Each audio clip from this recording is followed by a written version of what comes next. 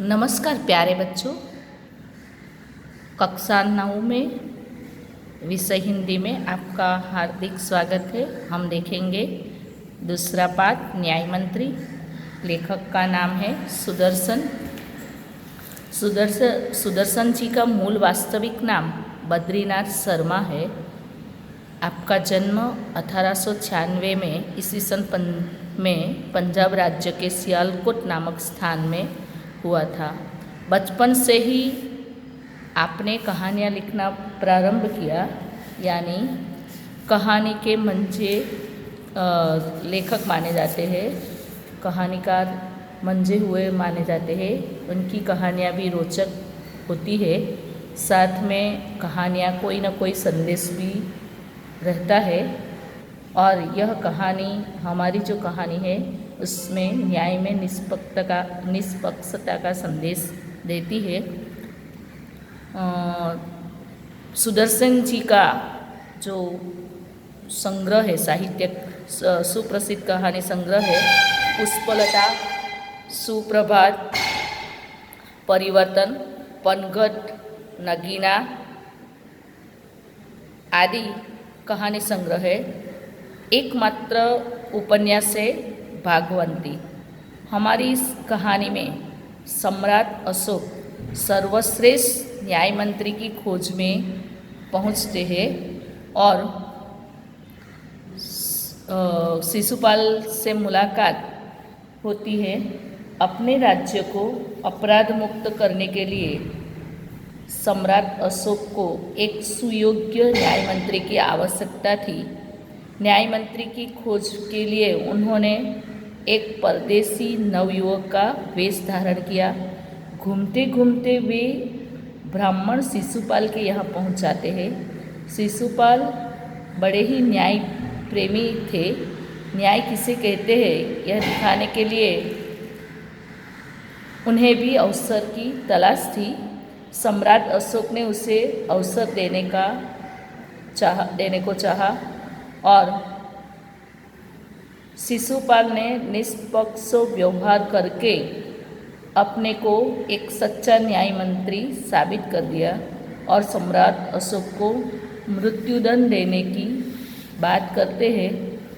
और इसी तरह इस पाठ में हम देखते हैं कि शिशुपाल एक सच्चा न्याय मंत्री बन के रहते हैं और जो राजा है, उस राजा ने अपनी राज्य के लिए, शासन के लिए, व्यवस्था के लिए जो भी कुछ करना है वह करने के लिए वह तैयार हो जाते हैं। राजा नवयुवक के रूप में जब शिशुपाल के घर जाते हैं सम्राट अशोक, तब एक अनजान युवक, यानी कोई सामान्य युवक की तरह जाते हैं और उसके घर पे जाके उससे बात करते हैं कि मुझे राज्य के लिए अच्छा कोई, यानी अपने को सामान्य व्यक्ति ही समझकर उसकी अपनी पहचान लेते हैं और शासन व्यवस्था की बात करते हैं। और दूसरे दिन शिशुपाल को न्याय मंत्री अपने राज्य में बुलाते हैं और न्याय मंत्री बनाते हैं। न्याय मंत्री बने हुए 1 महीना ही नहीं हुआ कि एक रात किसी ने एक पहरेदार की हत्या की। शिशुपाल ने अपराधी का पता लगाने में दिन रात एक कर दिया। शिशुपाल को पता चला कि सम्राट अशोक ही पहरेदार की हत्या के अपराधी है। तब शिशुपाल ने सम्राट को गिरफ्तार करना ऐसे तो आसान नहीं था, लेकिन वह तो न्याय मंत्री थे, उन्होंने निर्भय होकर न्याय करना ही था, तो उन्होंने सम्राट को गिरफ्तार करने का आदेश दिया। सिपाही ने सम्राट अशोक के हाथों में हथकड़ियाँ पहना दी और सम्राट अपराधी तो थे ही। इसी तरह माना जाता है कि राजा को कभी सामान्य अपराधी की तरह दंड नहीं दिया जा सकता, क्योंकि शास्त्रों की आज्ञा के अनुसार राजा ईश्वर के समान है।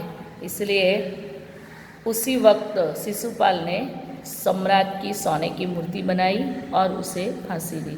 तो इसी तरह शिशुपाल के न्याय से लोग बहुत ही प्रसन्न हुए। और यहाँ इस पाठ में न्याय किसे कहते हैं, न्याय करने के लिए राज्य में कैसी शासन व्यवस्था होनी चाहिए और राजा का प्रजा के हित में क्या कार्य होता है, वह सब बातें हमें इस पाठ में समझने को मिलेगी। तो हम देखते हैं पूरा ये पाठ का सारांश था। अभी हम पाठ को विस्तार से देखेंगे। संध्या का समय था, चारों ओर अंधकार फैला हुआ था। ऐसे में किसी ने बाहर से घर का दरवाज़ा खटखटाया, यानी शाम संध्या यानी शाम के समय चारों तरफ बहुत ही अंधेरा फैला हुआ था। एक घर का दरवाज़ा किसी ने खटखटाया, यानी शिशुपाल के घर का। ब्राह्मण शिशुपाल ने दरवाज़ा खोला तो बाहर से एक परदेसी की आवाज़ आती है और परदेसी ने पूछा शिशुपाल को कि मुझे यहाँ एक रात काटने के लिए, रात पसार करने के लिए स्थान मिलेगा।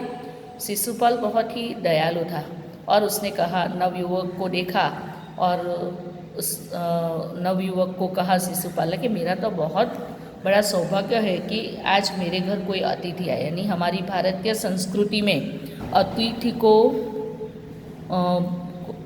को भगवान की तरह, अतिथि देवो भव, भगवान की तरह मानते हैं। इसलिए अतिथि का आना एक घर को पवित्र करने जैसा है। अपने आप को सौभाग्यशाली इसी तरह मानते हैं और उनका बहुत ही अच्छी तरह से नवयुवक का शिशुपाल ने आदर सत्कार किया। फिर दोनों ही देश की स्थिति पर, अवस्था पर यानी स्थिति पर बात करने लगे। शिशुपाल ने कहा कि हम देखते हैं कि हमारे राज्य में आजकल तो बड़ा ही अन्याय हो रहा है, परंतु परदेसी यानी वो नवयुवान उससे सहमत न हुआ, यानी समर्थन न दिया कि नहीं, हमें किसी का दोष निकालना हमारे लिए बहुत सरल बात है। किसी का अपराध खोजना, किसी का दोष निकालना बहुत ही सरल है और करके दिखाना बहुत कठिन है।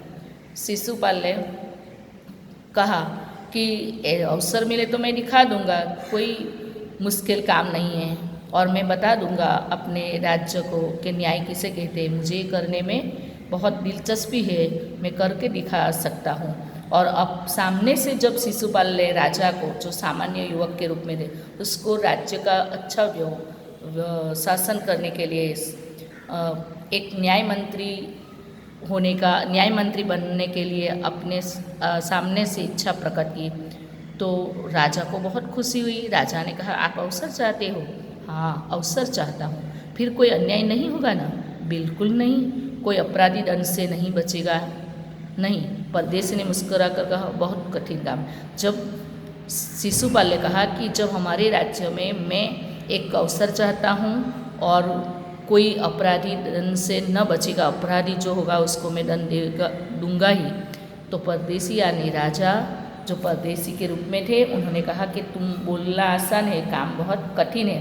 तब उसने कहा कि ब्राह्मण के लिए कुछ भी कठिन नहीं है, मैं न्याय का डंका बजा कर ही रहूँगा। न्याय का डंका बजाना यानी न्याय दिखा कर ही रहूँगा, ऐसा राजा ने कहा।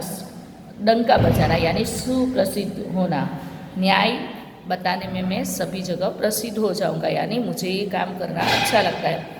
परदेसी बहुत ही खुश हो गए, यानी राजा खुश हो गए, कुछ नहीं बोले और फिर बाद में वो दोनों सो गए। सुबह उठकर परदेसी ने शिशुपाल को धन्यवाद देकर वहाँ से अपनी चलने के लिए बोला, विदा ली। कुछ दिनों बाद शिशुपाल ने कुछ सिपाही आए और उन्हें दरबार में चलने के लिए कहा।